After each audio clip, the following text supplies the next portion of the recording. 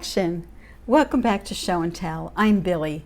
I'm coming to you from New York City, and I have a lot to share with you today, so I'm just going to jump right into it. Last time I was with you, I was working on this ski sweater, this Norwegian motif vintage ski sweater that I'm designing using an old motif. There's going to be a turtleneck in here, and I haven't put the sleeves on yet because the sleeves aren't quite done. So I had knit 2 sleeves at a time, and I thought that I was in the ballpark since this almost comes to my underarm. But when I tried the sweater on with a sleeve dangling off of it, I could see that I still had some more space that I had to fill in. I will insert a picture of that here so you can see what I'm talking about.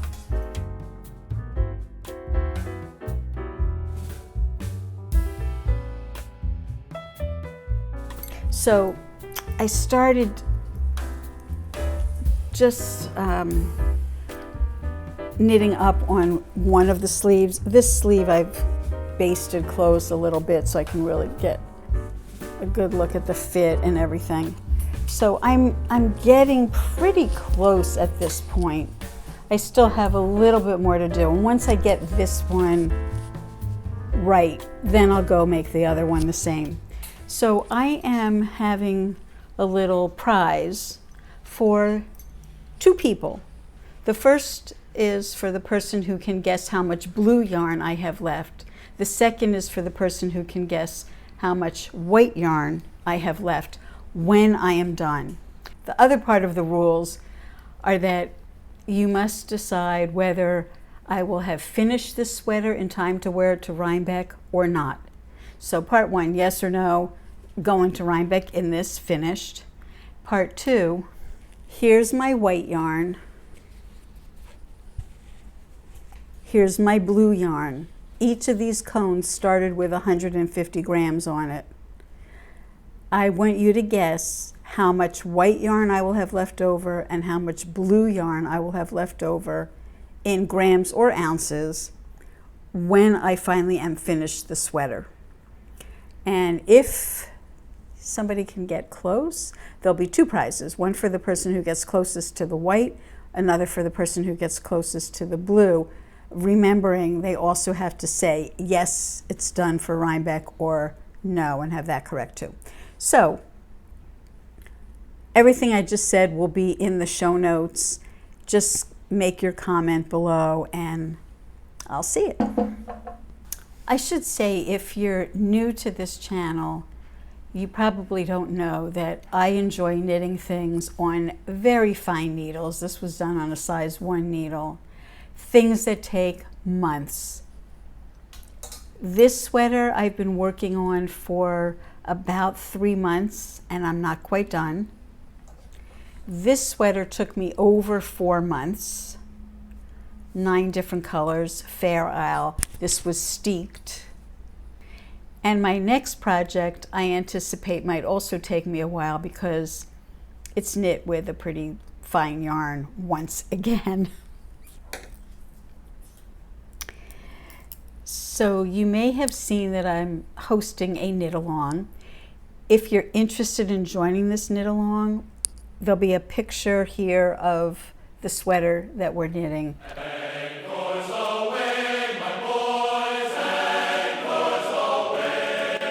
We did just begin. I recorded our session, so there'll be a lot of information to anyone who wants to join us late. In the show notes, you'll see a link to how you can register for our Zoom calls and the follow-up videos. So when we started on Saturday, I had not yet received my yarn. The yarn came Monday morning. I ran downstairs to my dorm, and as soon as I saw the FedEx tracking that the package had arrived, and almost immediately ripped open the package. I'll put some footage here of me opening the package. and cast on. I actually wasn't going to do an unpacking of this, but when I saw don't cut with scissors and there was a little pull thing, I couldn't resist pulling it open. And then when I saw the green tissue paper inside and everything is wrapped up, I thought, well, okay, I may as well make it dramatic. So here we go. I have not yet seen the color. I am excited and looking forward to it. Here's my little receipt. Let's see, they sent me all of these postcards for things I'm not going to knit, but the company I ordered from is Biscuit. I didn't know they were in Canada. I thought they were in New Jersey. But they carry Sandnes yarns. And I would have liked for it to have been shipped from New Jersey, but they kind of tricked me. Okay, it's not exactly the color I was expecting, but I'm not unhappy with it. I think it'll be a good color for me. So it's Sandnes garn, tin linne, made in Norway, and it's 53% cotton, 33% viscose, 14% linen. Feels not as soft as cotton, but not as harsh as linen. It looks pretty thin. This is a 50-gram ball that's going to give approximately 220 meters. I think that's 260 something yards. And of course I'm going to check and make sure that they gave me all the same dye lot, ending in 60, 60, 60. Good job. I am going to be casting on in a moment. Now, it's been my practice for a while to not cast on the back, which is what most vintage patterns have you do first. Instead, I generally cast on for the sleeve and start knitting the sleeve, because if I get a fabric that I like and the gauge is working, I use that as my swatch. So as it turned out, once I began to knit the sleeve, I found I love the fabric. It's not too see-through. I really wanted something that would be cool on these 90-degree days that we've been having, and that I'm sure if we don't clean up our act, we're going to continue to have for decades to come, like for the rest of my life. So I wanted something that would be really cool on those hot, humid days. So this yarn is 53% cotton, 33% viscose, and 14% linen. I don't have a lot of experience with knitting with fibers like this. I've never knit with 100% linen. I understand it's kind of rough on the hands. This is not, but it's also not cotton soft. It's not like really so fluffy, but it's not uncomfortable. I am working on a wooden needle. Right now I'm doing the ribbing, so I'm on my chalgoose because I don't have a wooden needle in size 2, which this is. But for the part of this sleeve that was knit on a size 5 needle, I was using wood to grip the yarn a little bit more. This sweater has a little different kind of procedure, because the sleeve, a lot of things that are knit bottom up, you do the ribbing and then knit up. In the case of this sleeve, that's not what the pattern calls for. The pattern calls for you to cast on up here and knit down and then do the ribbing. Now, I generally don't like how my ribbing looks. I'm a fairly neat knitter, but not like a machine neat. And sometimes my ribbing looks really wonky. So here's my ribbing up close. I'm doing a twisted rib. and I think it makes it really nice, really fine. Loving the fabric. You can see how drapey it is. I think it's going to be like wearing nothing. I mean, it's light. Anyway, I'm almost done sleeve 1. I did this like in one day. Yay. Everyone was afraid because, yeah, it starts out by saying, you know, these scary needle sizes, but I'm finding that it's working up pretty quickly because this row that has a little texture in it, you're slipping a lot of stitches, so you don't even have to do any action on them. You just pass it over to the other needle. And once you get in the groove, it goes pretty fast. This is a fantastic pattern for people who have never knit a vintage sweater before because it's really straightforward. Pretty much. I mean, pretty as vintage patterns go, pretty much. And really easy to adjust the size, super easy. So I encourage you to check out the information in the link in the show notes and come and join us. I have a feeling that the whole rest of the sweater is gonna go pretty fast. I'm on a size 5 for most of it. This is the ribbing, size 2. So, you know, I'm used to knitting on 2s and 3s. 5 is a whole other animal, and it's whipping along. I'm not sure how many of you are familiar with ChatGPT, which is artificial intelligence. You can ask it a question and instantaneously it gives you an answer. Well, people in the knit along were wondering how much yarn they needed to purchase because the pattern, which is from the 1930s, mentions, I think, 4 skeins of some yarn that has been discontinued probably 8 decades ago. So without knowing what the weight of that yarn was, what the yardage was, it's pretty hard to know how much yarn you need to complete this sweater. So I've never done this before, but I decided, well, this will be an interesting question to pose to the bot to see what could it come up with. And you know, we as experienced knitters kind of have a handle on things, but I wanted to see what they could do with it. So the question I asked was, how can I get a good estimate of how much yarn I need to knit a sweater if the yarn yields 27 stitches per 4 inches? And I want to read you the answer. It's kind of interesting. To estimate how much yarn you'll need to knit a sweater with a gauge of 27 stitches per 4 inches, you'll need to consider several factors. Gauge, sweater size and style, yarn weight and yardage, and pattern specifications. So under gauge, they say your gauge suggests you're working with a finer yarn, likely a sport weight or light DK. Wrong, fingering. Sweater size and style. The size of the sweater, for example, small, medium, large, directly affects the amount of yarn needed. Very good. Style. The style of the sweater, if it's fitted, oversized, long sleeves, short sleeves, also impacts the amount of yarn required. Well, that's true.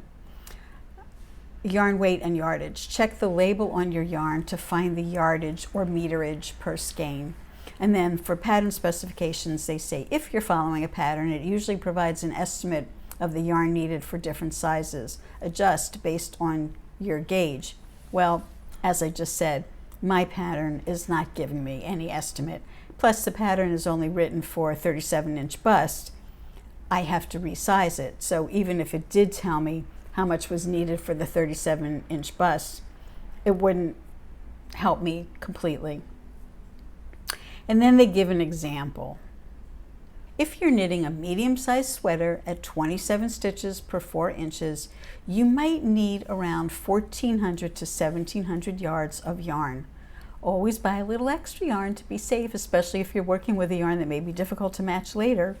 Would you like help calculating the exact yardage based on your pattern and sweater size? So I answered, yes. And it came back with, great, to calculate a more precise estimate of how much yarn you'll need for your sweater, I'll need some additional details. Sweater size, sweater style, yarn information, pattern complexity. What size are you knitting, small, medium, large, etc. If possible, chest circumference or another specific measurement would help. The style, if it's pullover, cardigan, cropped, long, short sleeve. The yarn information, how many yards or meters are in each skein of yarn you're using, and the complexity of the pattern, if it's a simple stockinette stitch, or does it have cables, lace, or other complex patterns.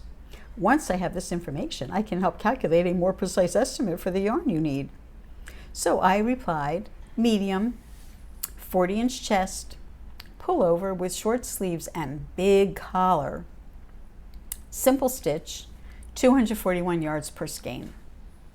They responded pretty brilliantly, I think. For a medium-sized pullover with a 40-inch chest, short sleeves, big collar, and simple stitch, here's a more precise estimate of the yarn you'll need. For the body, you'll likely need around 700 to 900 yards. For the sleeves, since they're short, approximately 150 to 200 yards should be sufficient.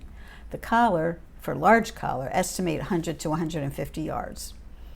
Then they say the total yardage, adding everything together, would be 950 to 1250 yards. And then they say skeins required. With your yarn providing 241 yards per skein, you'll need 950 yards divided by 241 for skeins. If you're at the upper end, you're at the 1250 yards divided by 241, you'd need 6 skeins. So Billy here went to the middle of the road. I ordered 5 skeins. I'm short and I'm short-waisted, so I have wiggle room there. Also, the collar can certainly be shortened and the tie could be narrowed. So if I see that I'm running low, which I don't think I will be, I could modify in places. I also could make the collar a completely different color if I wanted to, or do some trim in a contrasting color. But anyway, I thought it was interesting to see really how knowledgeable it is with, some, I think that first part, not as good as a human being, but pretty good, don't you think? Do any of you ever read the Society page? Well, on April 22nd, 1930, the New York Times wrote a column about Natalie Potter, engaged to wed. Troth of actress in Those We Love to William C. Ladd is announced by her mother. She is in junior league. Her fiance, son of Cleveland, Ohio physician, is a member of the Harvard Club of New York. I'll put the article here so you can read the whole thing.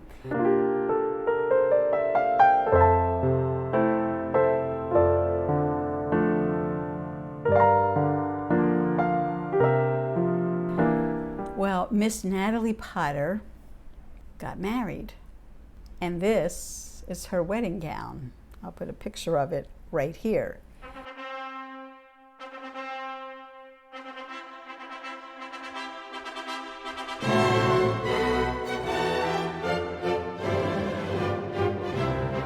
It is currently on display at the Metropolitan Museum of Art in New York City. It's the closing act of a very large Costume Institute exhibit. You know, the Met Gala that happens the first Monday in May every year. You've probably seen it in fashion magazines, maybe even on television. It's usually covered by the press a lot because all celebrities come out wearing these outlandish costumes, and they roll out a big red carpet going up the steps of the museum, and they usually have a big party. I guess it's a fundraiser for the museum, but it's supposed to be associated with the theme of that year's exhibition, and every year they do some phenomenal exhibition that involves costumes, clothing. This year the topic was Sleeping Beauties, about clothing that's been asleep in their archival storage for many, many years. And the stories that these dresses could tell, they still have sometimes odors of the person who was wearing them, their perfume, or maybe cigarette, or all kinds of things. And they somehow synthesized the odors out of it. And they have these devices where you can sniff to see what that garment smells like today.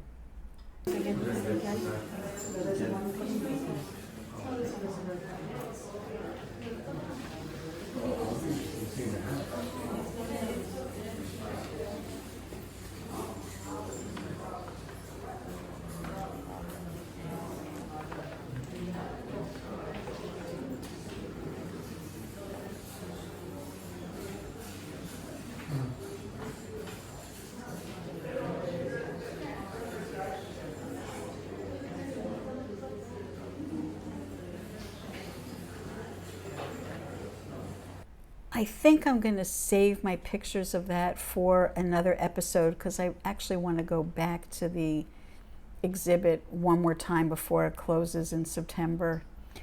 But at the very, very end, like the finale, they had Natalie Potter's wedding gown cascading down a flight of steps because the train was so long.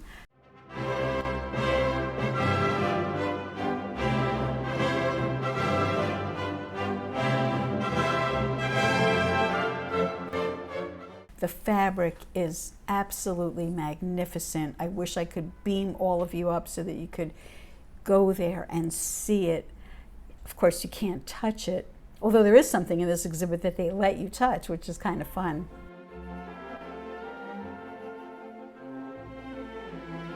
And this was particularly poignant to me because I'm coming up on my wedding anniversary, August 30th. So I thought it would be fun to insert a picture of me and my hubby on the day we got married. If you've been watching Emily in Paris, and spoiler alert, I don't want to say anything that would diminish watching these episodes if you haven't seen them yet, but there is an advertisement that her firm has created, or the firm she works for, that involves a French kiss. So I inserted our picture into a frame of that, which I thought would resonate with you if you love Emily in Paris like I do.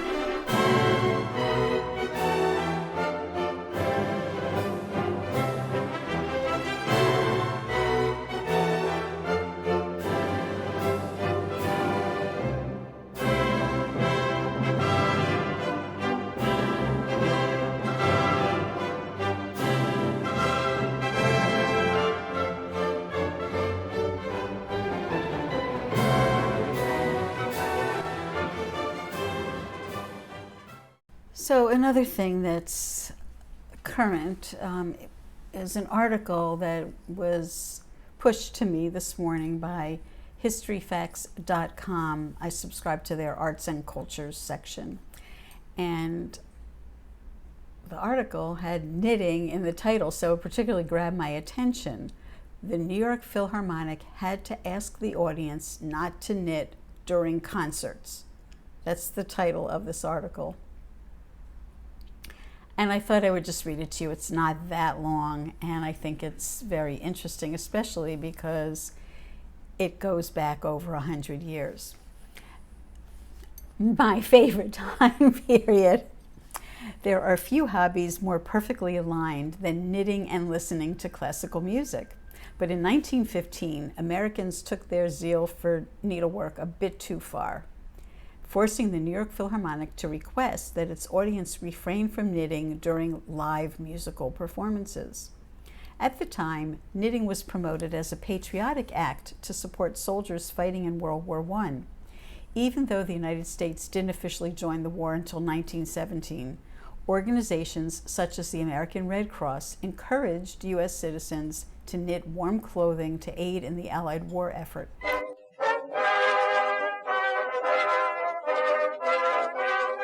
People knitted everywhere, from buses to courtrooms, and even while attending shows at Carnegie Hall. However, the clacking of needles proved distracting to performers and audience members alike, prompting the New York Philharmonic to take action. A program dated February 7th, 1915, stated, quote, "The directors respectfully request that knitting, which interferes with the artistic enjoyment of the music, be omitted." Knitting was one of the many ways that Americans back home supported the war effort. In 1917, future President Herbert Hoover, who was then head of the U.S. Food Administration, pondered ways to supply soldiers with heartier meals. Hoover asked Americans to participate in Meatless Tuesdays and Wheatless Wednesdays, leading to more than 10 million households pledging to use potato flour and chicken instead of wheat flour and beef.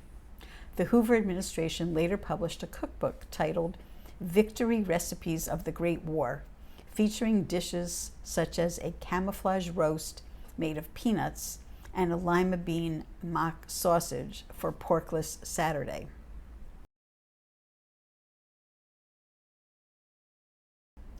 That's the strange end of the article, but there is a little sidebar. Did you know? The New York Philharmonic is America's oldest symphonic orchestra. The legendary institution was founded in 1842, making it the oldest symphony orchestra in the United States. For all of you Americans, it's also among the historic Big Five orchestras around the country, along with the Boston Symphony Orchestra, founded in 1881, the Chicago Symphony Orchestra, 1891, Philadelphia Orchestra, my hometown, 1900, and Cleveland Orchestra, 1918. There's more, but I think those are the main pertinent things. So, where do you knit? Do you knit in a courtroom? I do. Do you knit on the bus? I do. What are some other places where you might be found knitting? Well, I look forward to seeing you in another week or two. I'll have a lot more progress on my 1930s. I keep holding it this way, but it's really it's really this way. My 1930s sailor sweater. I'm not going to go on to knitting the other sleeve. I'm probably going to start the back of the sweater as soon as I finish this ribbing. And I can't wait. It's very exciting to have a new project. I've been knitting on the other one for so long. It's like a breath of fresh air. I hope you're enjoying whatever you're knitting on. I'd love to hear from you. Please comment, introduce yourself. And don't forget, I plan on being at Rhinebeck on Podcaster Hill. So if you're going to be there, let me know and we can make plans to meet up. That's it for today, everybody. Great to see you, sort of. I do have some other acquisitions, not yarn related, that I'll try and remember to share with you next time. But I hope this was enough to keep you entertained while hopefully you're doing some knitting of your own. Ciao for now.